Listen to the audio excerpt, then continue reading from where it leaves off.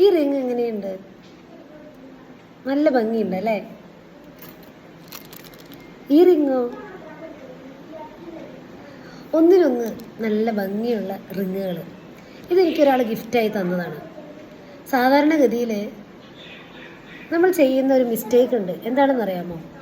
നമ്മളിത് കിട്ടുന്ന സമയത്ത് ഈ തന്ന ആളിനെ നമ്മളൊന്ന് വിലയിരുത്തും. അവൾക്കും അല്ലവനും ഇത്രയും ശമ്പളം ഉണ്ടായിട്ടും എനിക്ക് തന്ന സാധനം കണ്ടില്ലേ, ചെറിയൊരു കമ്മൽ. ഇങ്ങനെ നമ്മൾ ഇതിന് വാല്യൂ കൊടുക്കാറില്ല.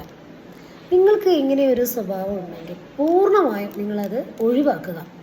കാരണം എന്താണെന്ന് വെച്ചാൽ, ആ വ്യക്തി ഇത്രയും ഭംഗിയുള്ള ഒരു കമ്മൽ, ഇതിൻ്റെ വില എത്രയോ ആയിക്കോട്ടെ, നമുക്ക് തന്നിട്ടുണ്ടെങ്കിൽ അത് അതിനകത്ത് സെലക്ട് ചെയ്തിട്ടാണ് തന്നത് അല്ലേ? അതിനൊരു വാല്യൂ ഉണ്ട്. ചെറുതാണെങ്കിലും അതിനൊരു വാല്യൂ ഉണ്ട്. അതിന് നമ്മൾ എന്ത് ചെയ്യണം? ഗ്രാറ്റിറ്റ്യൂഡോടുകൂടെ വേണം നമ്മുടെ മനസ്സിലേക്ക് ആ ചിന്ത നിറയ്ക്കാൻ. ആദ്യം അവർക്ക് നന്ദി പറയണം. ശേഷം ഈ പ്രപഞ്ചത്തിന് ഇത് തരാൻ തോന്നിച്ച അവരുടെ മനസ്സിന് നമ്മൾ ഹൃദയത്തിൽ നന്ദി പറയണം.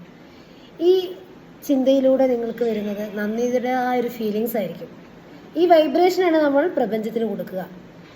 പകരം നമ്മൾ ഇത് ചെറിയൊരു വസ്തുവാണ്, അല്ലെങ്കിൽ ഇത്രയേ അവന് തരാൻ സാധിച്ചിട്ടുള്ളൂ, എന്തെല്ലാം സാധനങ്ങൾ അവനുണ്ടായിരുന്നു, എനിക്ക് തന്ന ഗിഫ്റ്റ് കണ്ടില്ലേ, ഇങ്ങനെ നമ്മൾ കൊടുക്കുന്ന ഇത്തരം നെഗറ്റീവ് ഇമോഷൻസ് ആണ് പ്രപഞ്ചത്തിലേക്ക് പോകുന്നതെങ്കിൽ നിങ്ങൾക്ക് ഗ്രാറ്റിറ്റ്യൂഡ് ലൈഫിലേക്ക് പറയാനുള്ള അവസരങ്ങൾ വരികയുമില്ല. നിങ്ങൾക്ക് വലിയ വലിയ ഗിഫ്റ്റ് കിട്ടാനുള്ള അവസരം നിങ്ങൾ തന്നെ ബ്ലോക്ക് ചെയ്യുക. പകരം നിങ്ങൾ നന്ദിയുടേതായ ഒരു മനോഭാവം സൃഷ്ടിക്കുകയാണെങ്കിൽ, അവർക്കും നന്ദി പറയുക, പ്രപഞ്ചത്തിനും നന്ദി പറയുക, ഗ്രാറ്റിറ്റ്യൂഡ് ഉള്ളിൽ നിറയ്ക്കുകയാണെങ്കിൽ ഉറപ്പായും വലിയ വലിയ ഗിഫ്റ്റ് കിട്ടാനുള്ള അവസരം നിങ്ങളുടെ മുന്നിൽ നിങ്ങൾ തന്നെ അട്രാക്ട് ചെയ്ത് കൊണ്ടുവരും.